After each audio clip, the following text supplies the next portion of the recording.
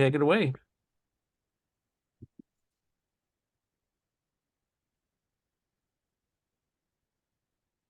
Russ, go ahead.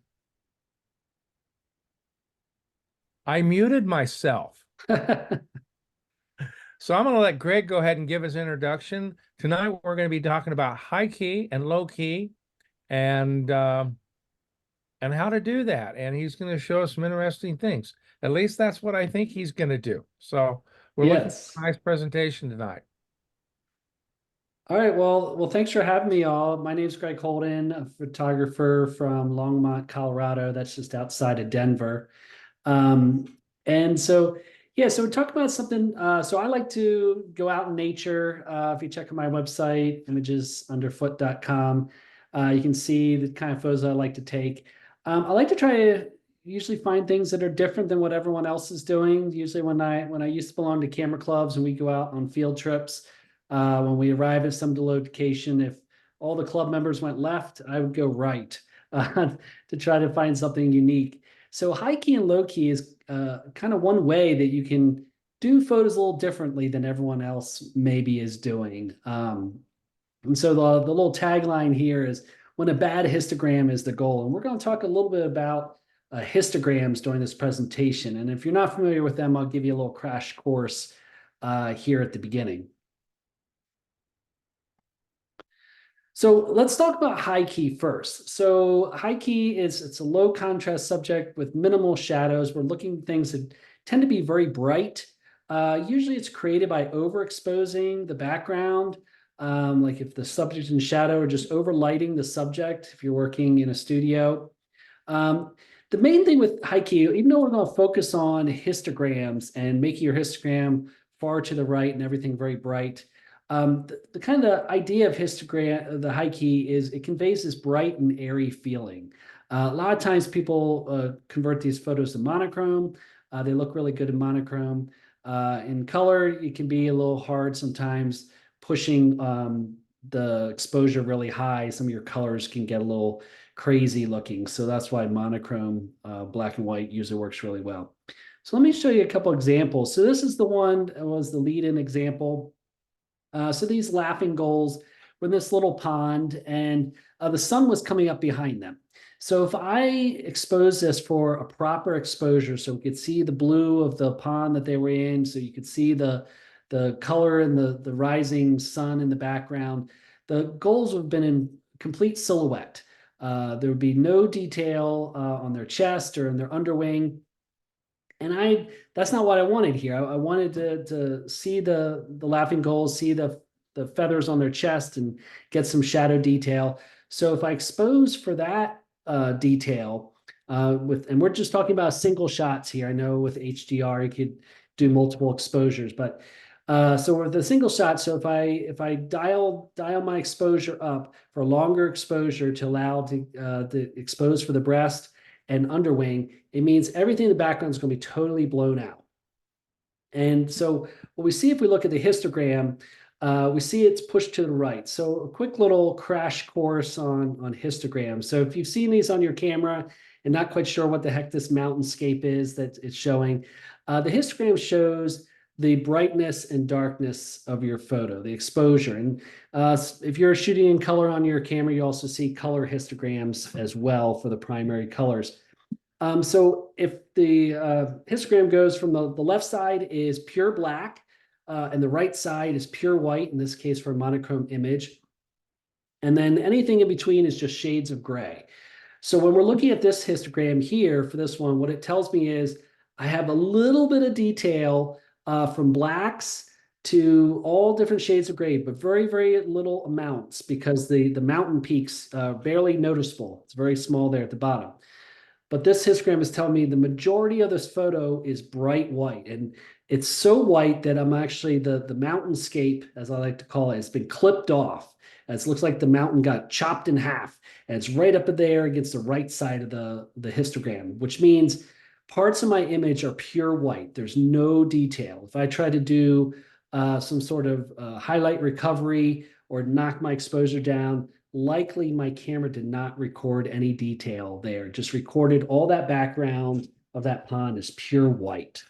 And that's okay for this particular photo because I don't need all the detail. I wanted just the shape of the birds, this kind of black and white. I knew this was going to be a monochrome image. So the birds are already black and white to begin with. So I wanted that kind of high key look and just wash out the background. I didn't want to see all the little things floating in the pond in the background. We see a little bit of debris here right in front of them, and that was okay. Just give them a little sense of place. So it didn't look like they were just photoshopped onto a white page. So my high key is not just simply monochrome. So we look at this picture of these ferns. You'll say, oh, well, it's got lots of bright spots in it, but it also has lots of other shades of gray. And so if we look at this histogram, we see in this case, definitely not a high key photo. It doesn't have that bright, airy feel. And if we look at this histogram, we see the mountainscape ends very definitively there on the right. So it means I'm not clipping on the right side on the where the highlights are, the white part. So no parts of this image are pure white. Some are right up against it, but no loss of detail. And we can see that in the ferns. In the bright parts of the ferns, you see plenty of detail. But we also see is I'm clipping low lights. So there on the left side, the mountainscape there is running off the page on the left. So that means in some of my shadow details, I have pure black, no detail in the shadows. But again, so this just kind of show you two different histograms that kind of set you on some of the things we're going to talk about. So this is kind of histogram you might typically see in a photo you're taking. What people might say is a good histogram, other than clipping your shadows, if that's okay for you. But this is not what we're aiming for a high key image. So another way to think about it too is people will look at some of these images and say, well, Greg told me when the sky is all blown out, that's a high key image. So here, this picture of this house detail, and you see, yes, my sky is all blown out. There's no detail there, but I got plenty of detail in the shadows, much like the ferns. I'm seeing all kinds of shades of gray. And if we look at my histogram, yeah, I've tried to recover some detail on the right, but we see we have a large spike of white there on the right. But I'm also seeing plenty of detail in the lower grays, the lower shades of gray. And so this is not a high key photo, although the sky you can maybe argue is high key, kind of blown out. The overall image is not high key. And again, we're not seeing that light and airy feel. So here, this is my first high key photo, so 2009. So this little flower in the gardens was backlit. The sun was coming up behind it, kind of like those laughing gulls we saw. And so I wanted to show the flowers. And so when I exposed for the flowers and just kept upping my exposure till I was seeing light in the shadows, it meant the black background's totally blown out. And so in this case, it worked well because it gives this backlight to the little leaves there, and they start to get nice little kind of edge light around them because we're starting to lose some detail along the edges of those of the leaves there in the background. So this one was, I intentionally overexposed this so I could get detail in the shadow at the sacrifice of losing all the rest of the image. So if we look at the histogram for this one, so this one's kind of interesting in that I call this a high key, or I guess my first high key, because it definitely has some of those elements, kind of light and airy, got that bright spot in the background. But if you look at this one and we see all the color channels there too, I got details in all kinds of other parts of the image. So although I call this high key-ish, maybe, it's maybe not a true high key image. It's just not quite bright enough. I'd really need to push it even further so that those flowers are really, really bright and everything else really, really blown out. So we're getting there. Here, this dragonfly on a white wall. So again, we kind of look at the histogram for this. Now he's got some detail in him, and there's definitely various shades of color there. But we see it's kind of squashed down, right? My mountainscape there in my histogram, pretty low. Yeah, we got some kind of darker shades of blue there, but my yellows and my reds pretty low, and then tons of white, right? So all pushed off to the right, and here my little arrow indicator in Lightroom is telling me I'm clipping on the highlights there. So this one, although we are seeing some color throughout the image, majority of it is pushed to the right, and majority of it is just this bright white. And then again, we're starting to see a little kind of edge lighting, kind of backlight on his antenna, or these are actually parts of his wing. But I've lost all the detail in his wing. You're not seeing any of the little texture or pattern in his wing. So it looks like he's got a whole bunch of legs.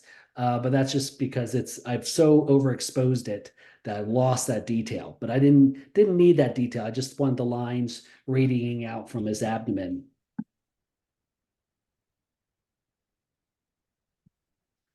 So you can take a regular photo like this palm frond or whatever here on the left. I think this is in Jamaica or something. And you can see it has a pretty normal histogram. It's actually a quote unquote good histogram. I'm not clipping any highlights on the right, not clipping any lowlights on the left. All the color channels, including the gray, which is the luminosity channel, everything's contained within the borders of the histogram. So you call that a good histogram, but it's not a very exciting image. You've probably seen people do this kind of image before, this kind of subject.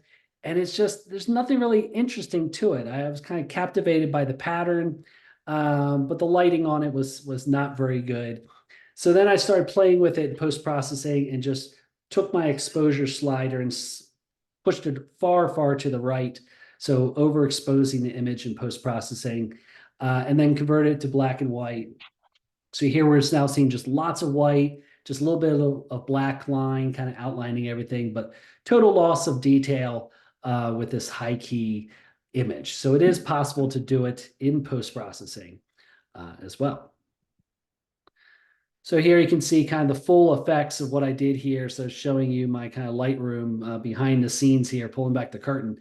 So I thought I had just played with straight exposure. Actually, it looks like this one moved the tone curve a bit, pushed it up, and then pushed my highlights up, and just took my blacks way down so to create that high key look, and then enhance my contrast significantly to kind of wash it all out.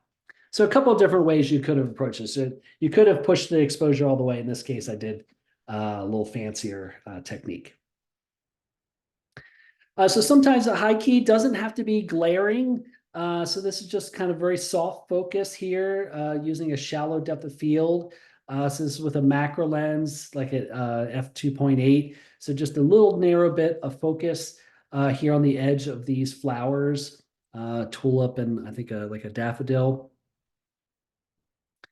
So we look at the histograms on these. So these ones are not totally pushed all the way to the right, right? We're seeing that, yeah, I'm using more of the lighter tones. I'm not really running off the page with my histogram, but I still call these high key because it's very bright. We are showing just a lot of white, not a lot of contrast, not a lot of darker shades of gray. It's all the lighter shades of gray. So if I hope I'm not confusing you in that, the high key, it can be accomplished in a lot of different ways. And it's not always histogram far to the right. It's that overall feeling that we get that's it's very bright image, a lot of white, a lot of bright colors, and not a lot of contrast. And that's what we're going for with these two images.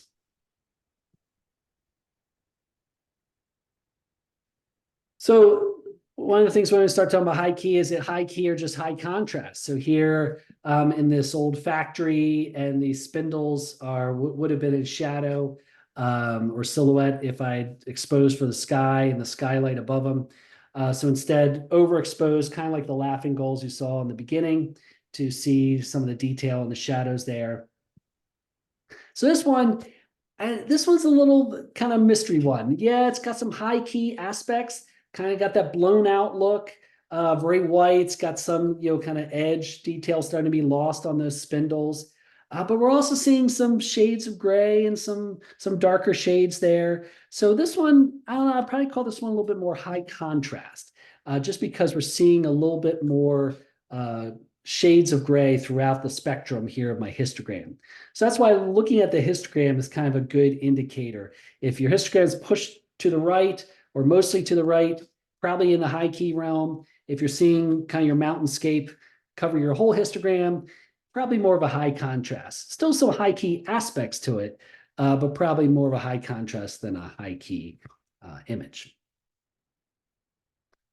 So here, this little bug on a pier, and so I'm down on the ground with my macro lens, and he was kind of in shadow, kind of like the laughing gulls we saw in the beginning. So exposing for him the detail on his face means the background gets very blown out. We see a little motion in his antennae there. He was sort of flickering around. So look at the histogram here. So a little different than the photo we just saw, the spindles, where my histogram really is pushed far to the right, still getting a little bits of some black and stuff like that. But look at the loss of detail. And I'm also using shallow depth of field, so that's also contributing to it. But you just see around the edge of his abdomen, detail is really getting lost. I'm really blowing out the background so much that I start to lose all my detail, contrast starts to be lost, and the body starts to just kind of morph into the background because of the exposure I had compared to this, where I have really good definitive definition of each of these spindles and a little kind of round part in between them. Here, it really starts to wash out. And so that's more of an indicator that I'm going more towards that high key realm. And that's where that histogram too, showing everything really pushed far to the right. Maybe it's a little bits in other parts of shades of gray, but mostly far, far to the right.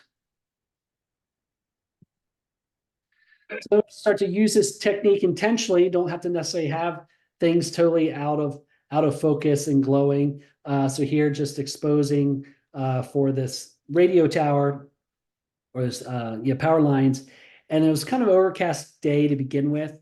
And I didn't want detail in the sky. I didn't want to see the clouds. I didn't want to see the little streaks in there. I wanted to just be all white.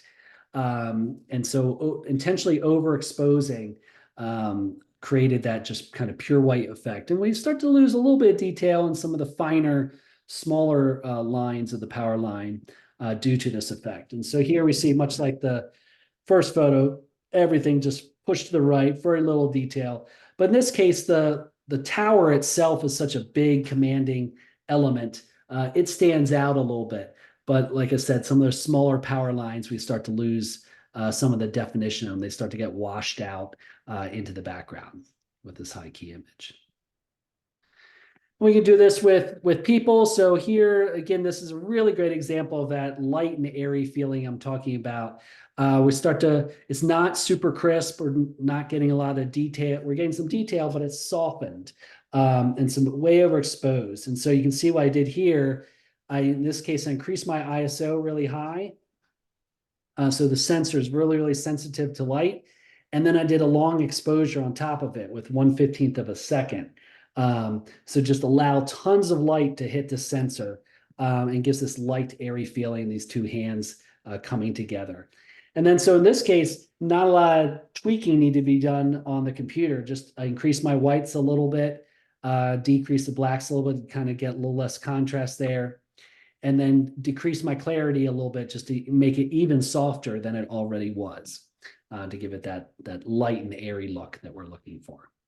So this one, kind of a combination of camera settings to overexpose and then further tweaks in post-processing to enhance it even further. So it doesn't have to be nature stuff. So here at a car show, this car was like I don't think it was like yellow or something like that. And I didn't really like the color of the car. But I like this hood ornament. And so just overexposing for the car, just to really make kind of a stark contrast here. So this is one where it's high key-ish, we'll call this one, because you definitely see my histogram pushed to the right, but there's already a lot of white in the image.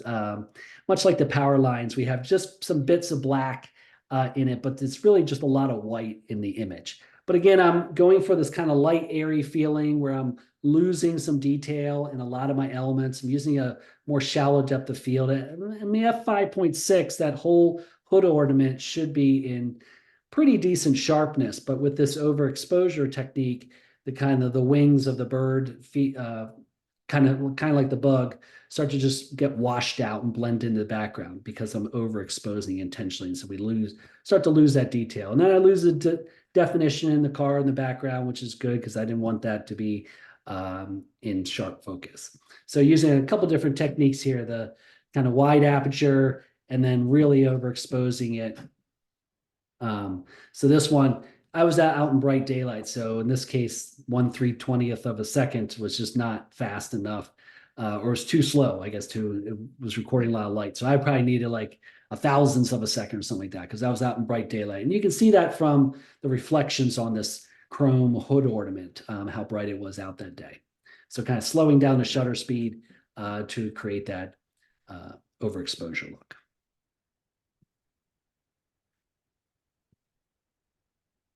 So this is one of the ones I think it gave you for your newsletter. And so this is one where it has a lot of elements we've been talking about. It's a lot of white. It's a pretty bright image, but we're kind of starting to see some decent amount of detail in the shadows. So for monochrome, we're seeing a bunch of different shades of gray.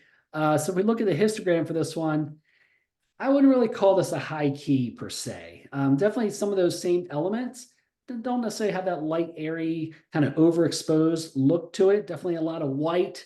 And so this is where high key can get confusing because people say, well, it's a lot of white and it's bright. And it is, and the snow is bright there on the rooftop. But when we look at our histogram, we do see that no, we got some good kind of lighter shades of white there on the kind of two peaks, one bright white and one kind of bright gray, I guess it is, light gray. So I'd say this is using some of the elements of a high key, but maybe not a true high key in itself. I think I'd have to go even brighter and start to lose a little bit of that definition in some of these elements and make it even brighter. And so this is about how I saw it, how I photographed it. So I could in post processing push the exposure up and blow it out a little bit more to get a little bit more of a high key look. So just to kind of show you where there's a boundary there.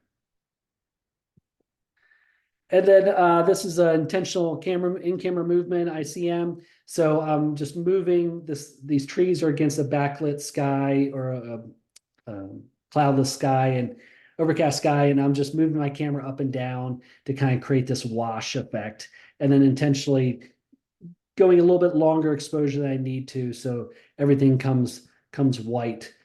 So again, it's high key-ish, right? We're getting some of these effects here, this kind of light and airy, dreamy effect. It's very bright, losing definition, but a lot of my loss of definition is because my in-camera movement, that shuffling the camera up and down. But we do see that the exposure is pushed far to the right. So it is overexposed. We see it's kind of cliffed off there on the right. So we're definitely losing all the detail and the highlights.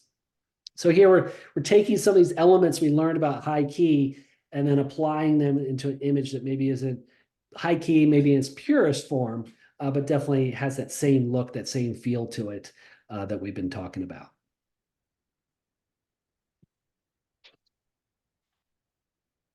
So now we talked about high key, let's talk about the opposite, low key. So low key, the opposite high key. So we're looking for a lot of dark tones, a lot of dark colors. A lot of times this is intentionally underexposing the image. We get these kind of high contrast photos with lots of shadows. We usually use these instead of the light and airy look of the high key. It's more of a drama and mysterious look in the low key. So here, this wrench at this old factory. And this is very, very dark down in the basement of this factory. And this is lit by just a single flashlight I had, and I was dangling over it just to create a little spotlight there. So we looked at histogram of this, pushed far to the left, actually not quite clipping the shadows. I'm right up against the hairy edge there, it looks like. Still a little bit detailed in the shadows. But the overall look of this image is dark, right? Dark and gloomy. So we call this a low-key image. It's very dark, not a lot of light spots to it. And then our histogram kind of confirms that same thing. So here you can do with a color image. So doing this little ripply waterfall was in shadow. So going for a long exposure to get the little motion blur in the water, but also exposed for rocks, meant that the rest of the image is going to be kind of dark. So we see the histogram here. Push to the left. Again, maybe not all the way to the left, like we'd see kind of the opposite of some of the high key stuff we're talking about. But again, it's that overall, oops, sorry about that, overall look we're going for of just kind of dark and gloomy, maybe some bright spots, but very few. And especially in the background, very, very dark back there. And then even my shadows, very, very black. And when we look at the histogram, I'm actually clipping some of my shadow details. Some of the shadows on those rocks in the foreground are just pure black with no real detail in there. So here, a car at the junkyard. This is Old Car City in Georgia. So I had a light inside the car, and so just doing this is actually light painting. So I'm actually on a long exposure painting some light in there. But again, the overall feels is dark, kind of underexposed image with just a few little bright spots added from my light. So you see this one really pushed far to the left. So even though we have a little bit of light on the headlights and a little bit of light in the interior, the rest of the image is really dark. And you can see 5-second exposure. So I'm out here at nighttime. This is probably like 9 or 10 o'clock at night. So very, very dark out there. No street lights nearby. So just a little bit of light from my flashlight to add a little bit of interest to it.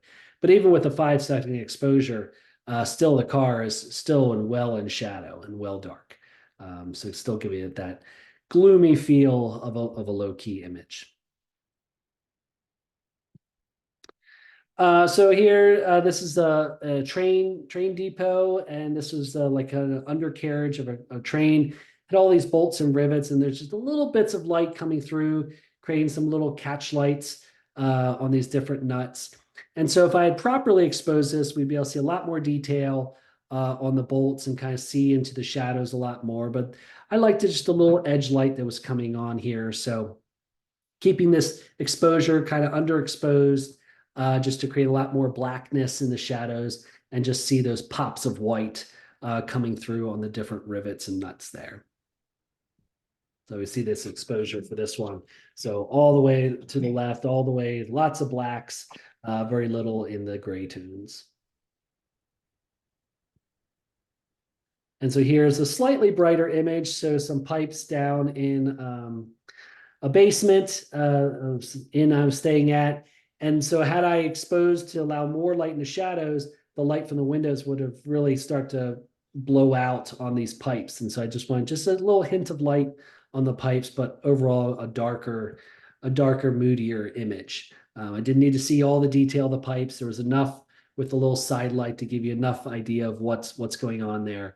But I didn't need to render the entire thing in perfect exposure, perfect illumination of the shadows, because I was looking for that gloomier, moody look.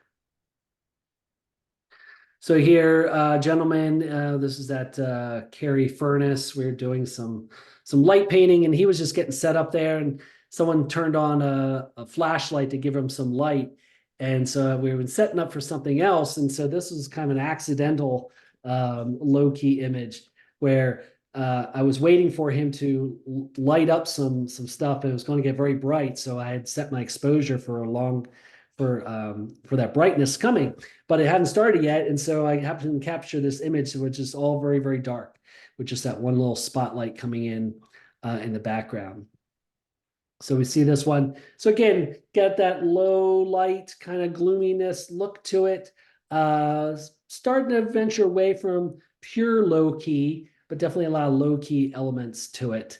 So maybe venturing more into that high contrast we were talking about, or in this case, maybe low contrast, just a lot of darkness, not a lot of detail in the shadow bits there.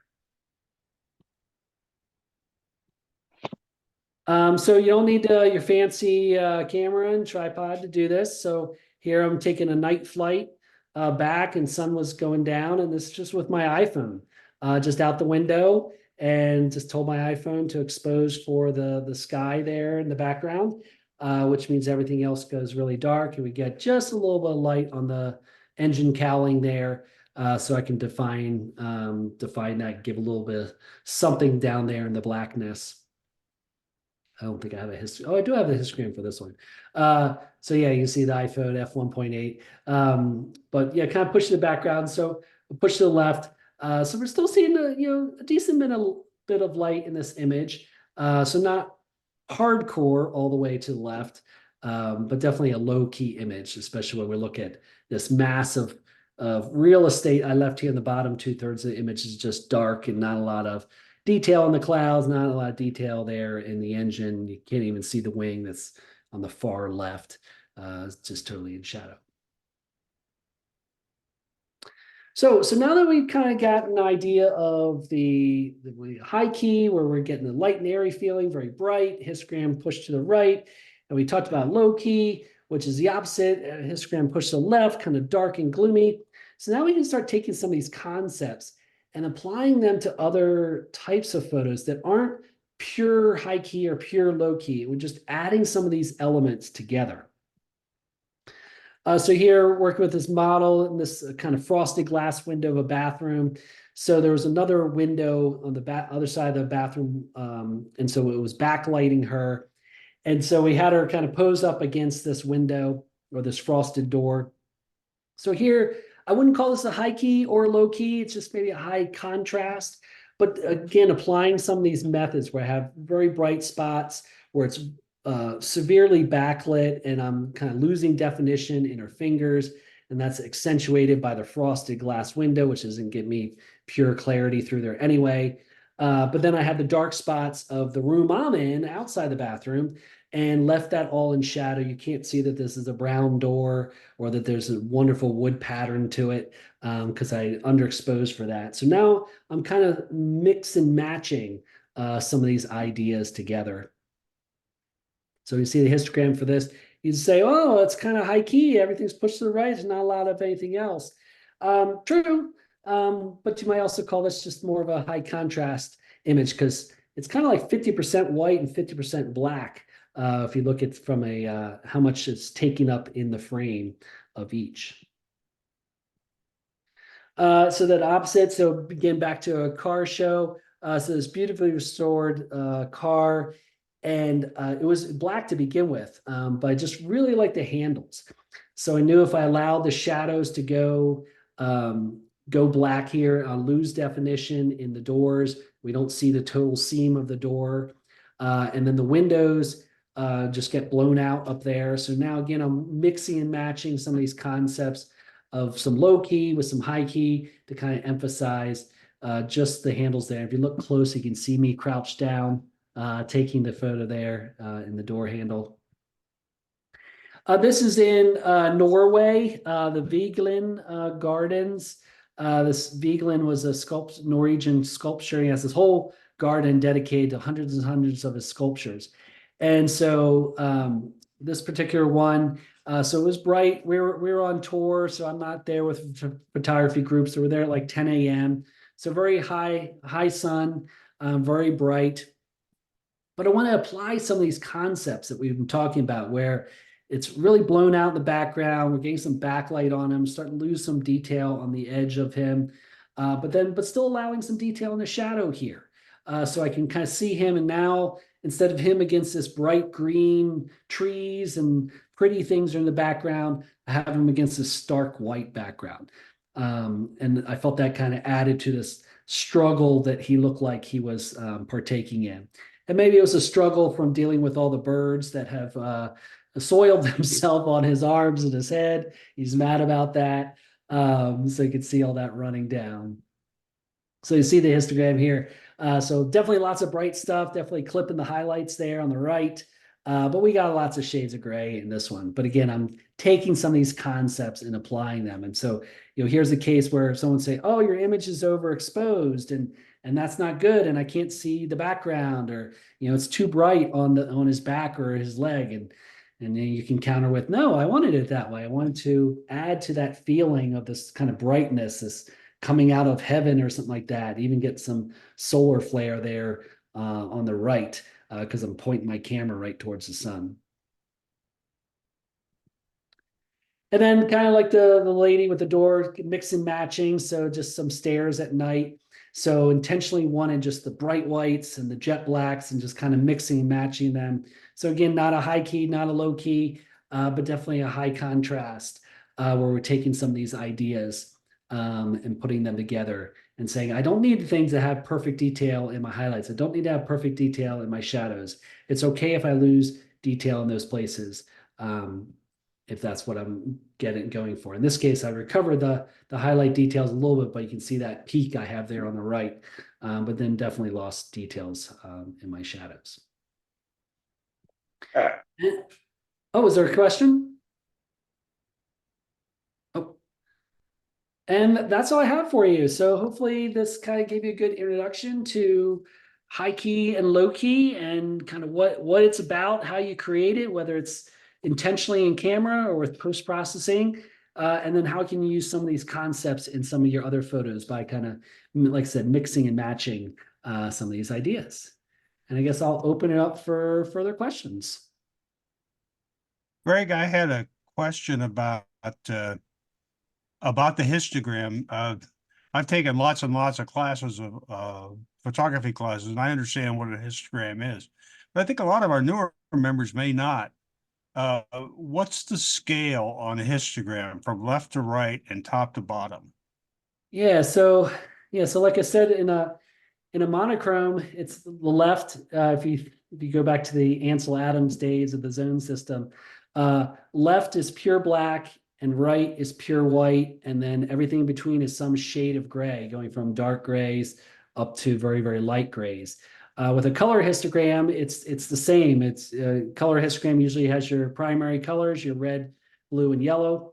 And so again, so like a yellow histogram would be dark yellow all the way up to a very, very bright yellow. And so it's I kept calling them mountainscapes because that's kind of what they look like most of the time. So it doesn't so much matter how tall the mountains is. That just means how much of that particular shade of color or shade of white you have.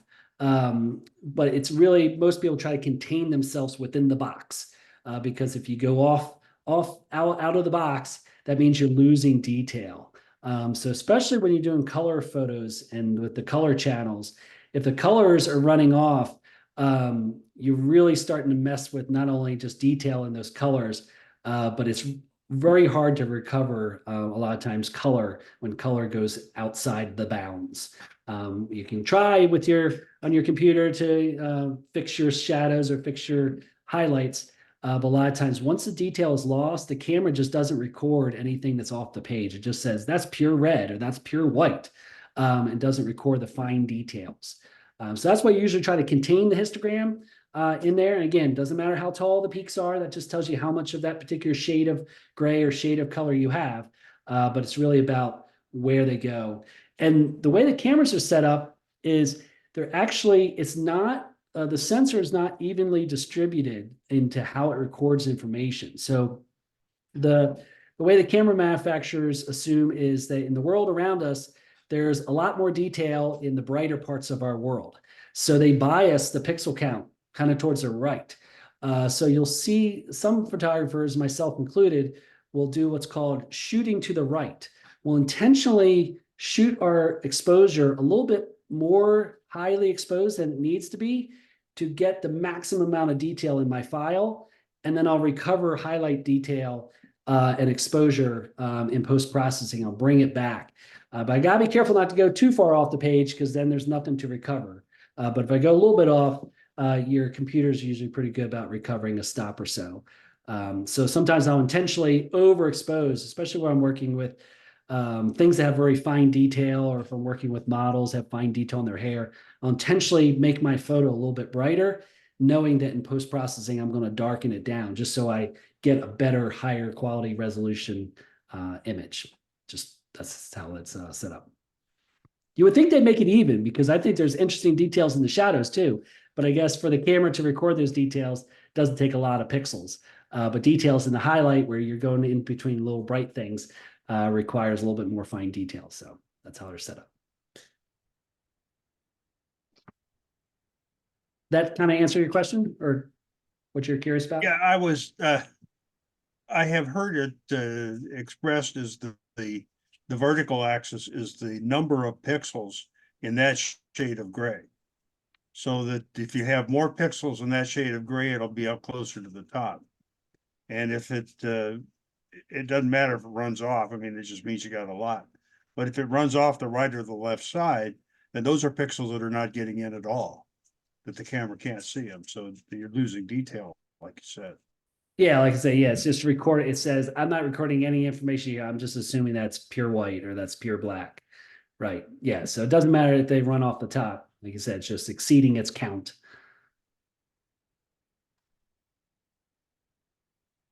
So Greg, are you Hi, Greg. shooting in black and white on the back of your camera? Do you switch it to a black and white preview?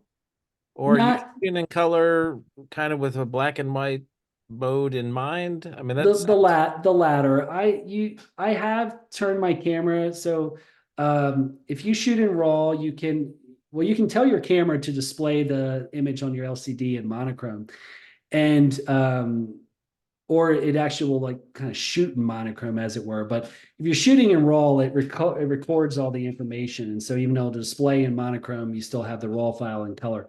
I have done that, but I've over the years gotten pretty good about learning kind of the C in monochrome. One of my greatest tools, and you all have one of these, is your smartphone. So a lot of times before when I get to a scene, I'll pull up my phone, and the iPhone, and I'm sure Android's the same way, has kind of different filters I can apply to just the regular phone camera.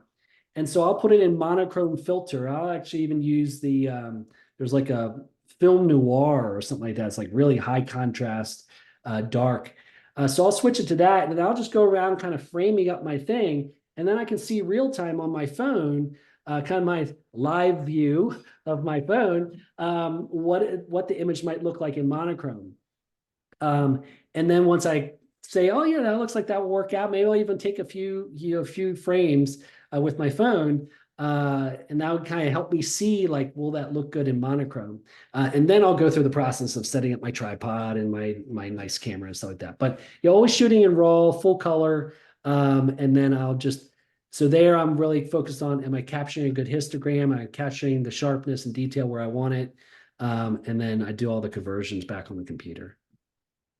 Yeah, I don't let my camera try to do monochrome conversion. I like the fine details I get on my computer for sure. yeah. Michael had a similar question in the chat. Mhm. Do you pre-visualize a high or low key image ahead of time, or do you simply modify existing files to fulfill the task?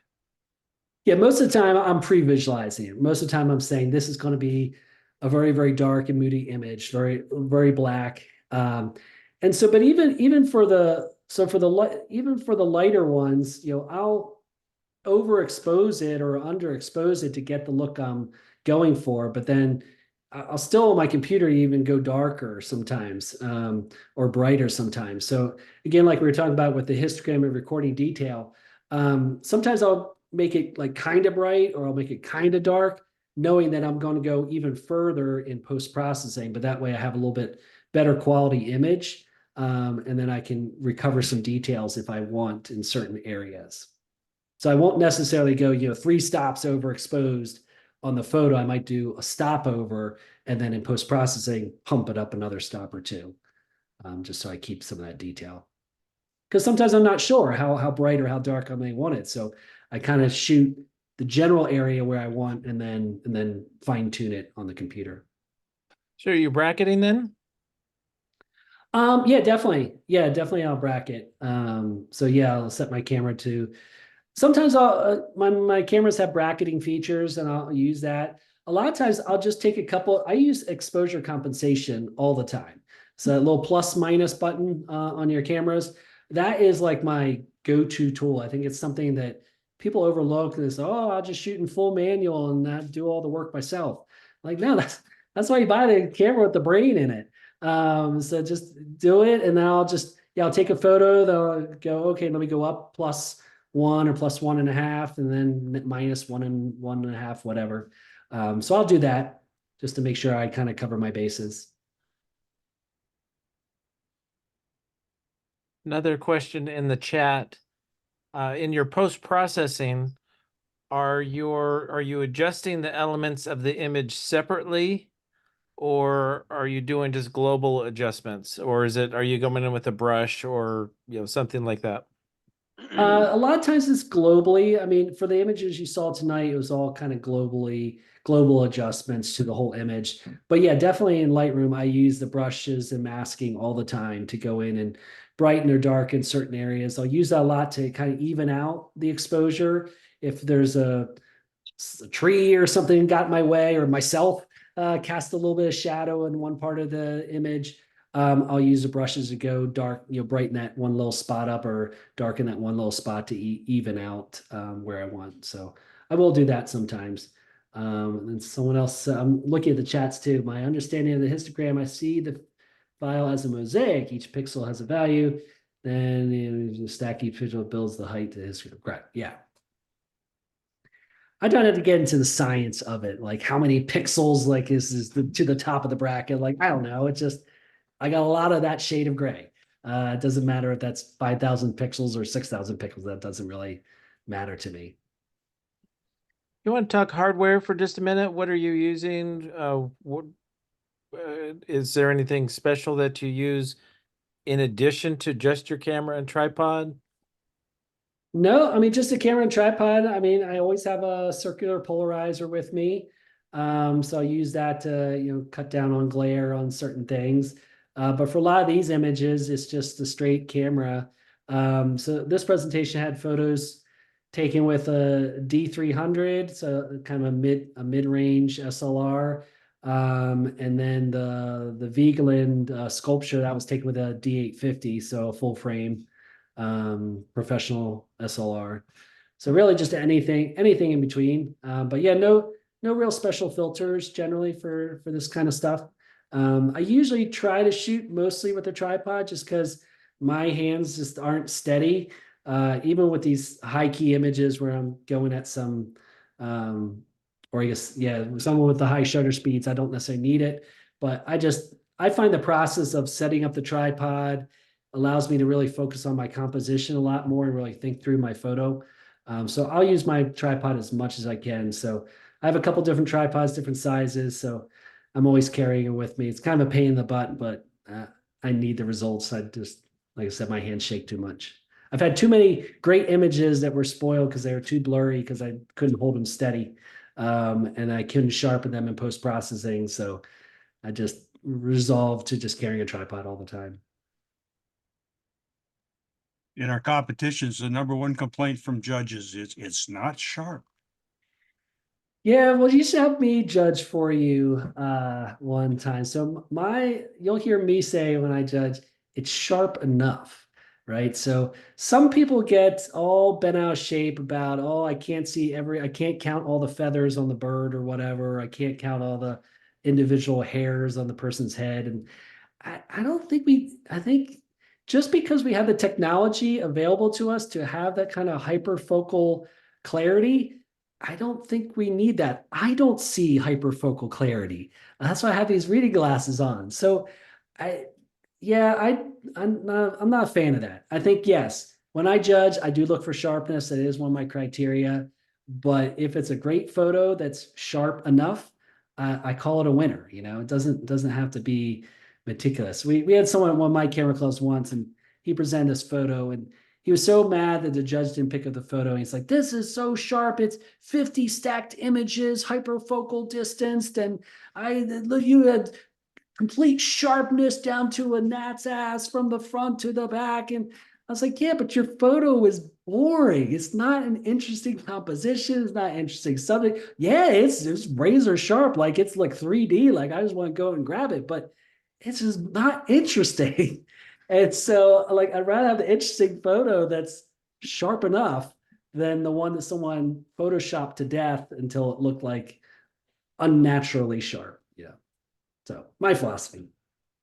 In defense of that idea, Greg, it was we've had a best of show that was definitely not sharp. It was beautiful. It was nice and fuzzy because that's what the artist wanted. Sure, yeah. And Sometimes you want that self focus. Russ just put a question in the comments. What about cloudy days? Is that a good time to shoot in high key? I mean, and what about noon? Can you get a high key at noon that you couldn't get at golden hour, for example? Sure. I mean, yeah, it really just, depends on your subject. Yeah, a cloudy day, kind of like that power line I had with the lines. I intentionally waited for a cloudy day for that. I wanted an overcast sky, so it would just already be kind of a wash of gray to start with, and then by overexposing, that gray sky became a white sky. But yeah, if you go out during the daytime, kind of like that, the sculpture, right, the Vigeland garden towards the end there, that was on a bright sunny day at 10:30 in the morning when it was bright and sunny and glaring. And I aimed my camera kind of right towards the sunshine and towards that sculpture. So I got all kinds of solar flare, but I got that kind of bright, airy look that I was going for it. I could have done an HDR and made that perfectly exposed or whatever, but that's not what I wanted. I wanted it to be more dynamic. So yeah, you can do it at any time of day. But for the high key, typically you need some bright light, unless you're going to do a lot of post processing to brighten it.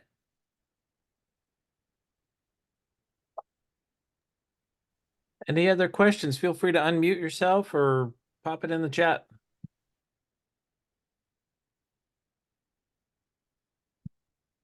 Russell, are you trying to say something? We can't hear you.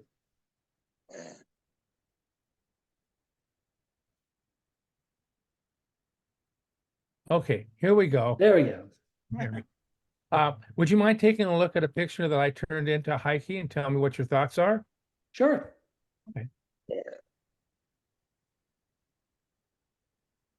There you go. Okay.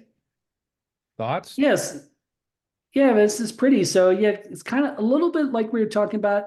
I'd say it's high. We'll go this. We'll call this the high key-ish.